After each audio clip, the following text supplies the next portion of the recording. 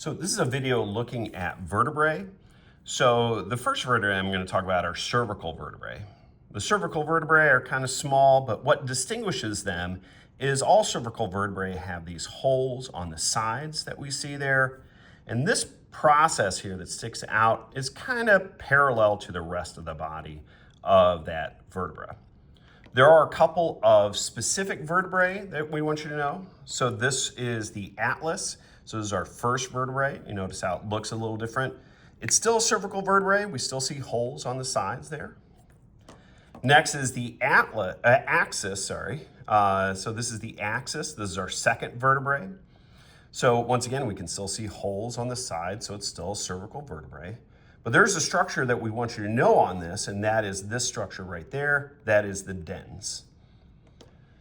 Next is a thoracic vertebrae. So these are vertebrae that are attached to ribs. And one of the things that we see about the thoracic vertebrae is that this part of that thoracic vertebrae really dips down a lot. And they kind of look like a giraffe to me. Lastly are the lumbar vertebrae.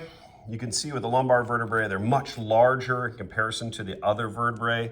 So I'll hold these other two, bring these other two back in. So here's cervical, there's thoracic right there. And then this is the lumbar vertebrae, much larger. These are lower back vertebrae. And to me, they kind of look like a moose.